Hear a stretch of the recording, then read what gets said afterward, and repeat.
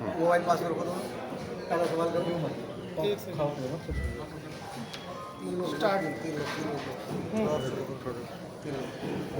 चौहान साहब, आज आपने जो ये प्रेस कॉन्फ्रेंस बुलाई है, इसका मेन मुद्दा क्या है?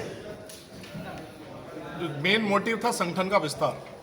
जैसा कि आपको विदित है कि संगठन में लगातार हम कई प्रदेशों में भी गए हैं और कई जिलों में भी गए हैं, लेकिन हमारा जो गौतम बुद्ध नगर का मूल जिला है, इसमें काफ़ी लोग हमसे जुड़ना चाह रहे थे।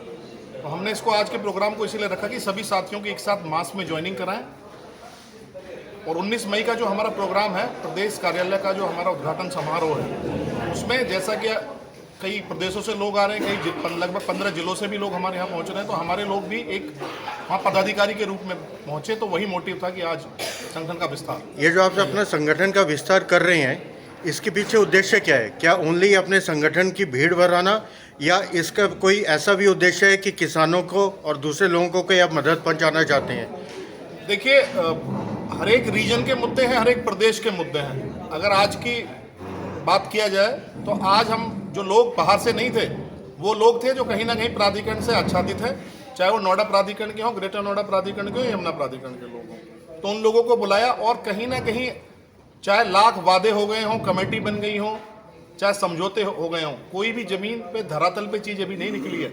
और जब तक धरातल पे चीज़ ना आ जाए, शांत बैठना, अपने लोगों को जोड़ना, उनके मुद्दों के लिए जागरूक करना और एक नई तैयारी के साथ तैयार रहना।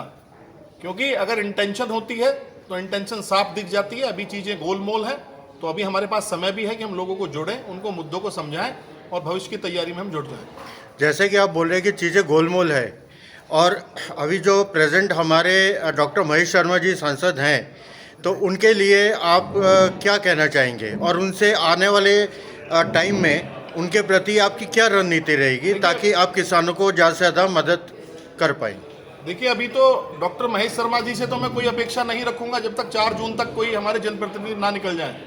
फिर भी जो भी हमारे सांसद होंगे, डॉक्टर महेश शर्मा जी हों या कोई नए सांसद चुने जाए, और केवल सांसद की हियरार्की की बात नहीं करूंगा, जो जनप्रतिनिधि गौतम बुद्ध नगर में चुने हुए हैं, चारों विधायक, जिला पंचायत अध्यक्ष, एमएलसी के साथ एक शिक्षा संघ के हमारे विधायक, जिनको भी एमएलसी बोला जाता है, शिक्षक संघ के, मैंने कई बार कई मंचों से अपील की है कि श्रीमान, आपको गौतम बुद्ध नगर के किसान ने, यहाँ के मूल ने हर एक सब कुछ सारे पद दे दिए हैं, लेकिन एक भ्रम की स्थिति जो इन्होंने पैदा करी है। एक हमारा और उद्देश्य है भारतीय किसान यूनियन मंच का, इनको दूध का दूध और पानी का पानी बताना। आप 27 लाख वोटर में से हमें अल्पसंख्यक बताने लगे हैं, जबकि सच्चाई है कि 22 लाख वोटर या तो नोएडा गौतम बुद्ध नगर के जिले के अंदर गांव में रहता है, या गांव की पेरिफेरी में रहता है, या कॉलोनी में रहता है, या वो आदमी है जिसको ग्रामीण क्षेत्र से आप जोड़ सकते हैं। तो ये डेटा का जो इनका मैनिपुलेशन है, इसको ठीक कराना है, और उनसे एक ही अपेक्षा रखी जाएगी कि हमारे मुद्दे जो ब्लैक एंड व्हाइट के मुद्दे हैं, आप समान रूप से, हमारे सांसद जी जब 31 दिसंबर 2021 को धरना समाप्त हुआ था, उन्होंने बोला था कि एक भाई को 10% मिल जाए तो सिमिलर ऑर्डर में दूसरे भाई को कोर्ट जाने की जरूरत नहीं पड़ती। यही हूबहू शब्द जो मैंने बोले, उन्होंने बोले थे।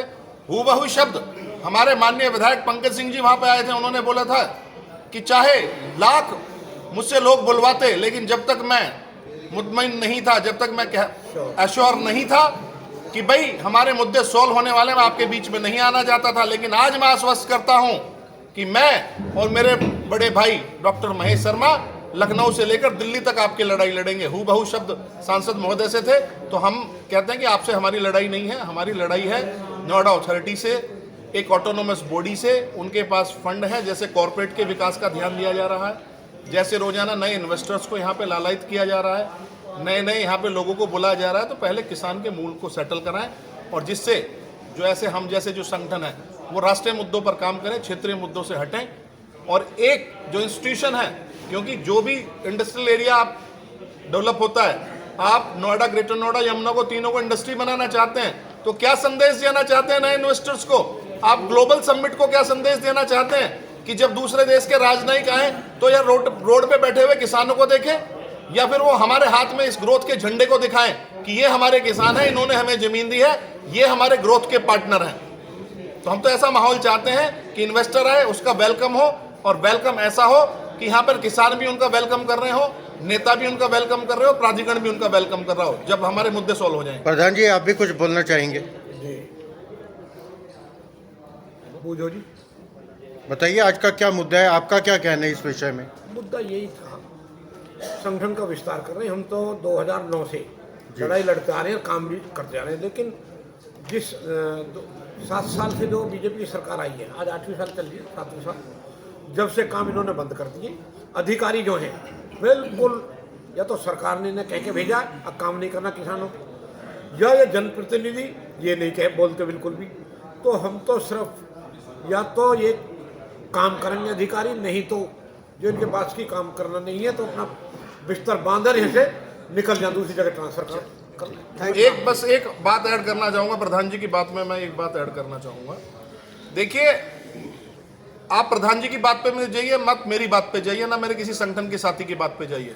सरकार जो सचिवालय में बैठे हमारे लोग हैं, उनको डेटाबेस तो बनाना आता है। ये डेटाबेस वो बनाए ना, तो डेटाबेस पूछना तो आता है। हमारी मीटिंग हुई थी आईडीसी महोदय से, मनोज सिंह जी से, उन्होंने डेटा मांगा था। हम सरकार से अपेक्षा करते हैं कि नोएडा प्राधिकरण से, ग्रेटर नोएडा प्राधिकरण से, यमुना से डेटा मांगे, कितने आपने 5% के प्लॉट पिछले 7 साल में दिए, पहले कितने दिए गए थे, कंपैरेटिव डेटा तैयार हो कि किसान यहाँ आंदोलनरत है तो क्यों है, डेटा पे काम करें जाए। किसान झूठ नहीं बोल रहा है। आपके अधिकारी और यहाँ पे जो बैठे हुए जनप्रतिनिधि, मुख्यमंत्री महोदय से भी अपील करना चाहेंगे कि जो आपके जनप्रतिनिधि हैं, आप इनसे पिछले 7 साल का डेटा और अगले 7 साल का डेटा, 5% के कितने प्लॉट दिए, 10% का कितना पैसा बटा, आबादी विनियमितीकरण कितना किया, इन मुद्दों पे बात कीजिए और इनसे डेटा मांगिए, तब दूध का दूध पानी का वो पानी होगा।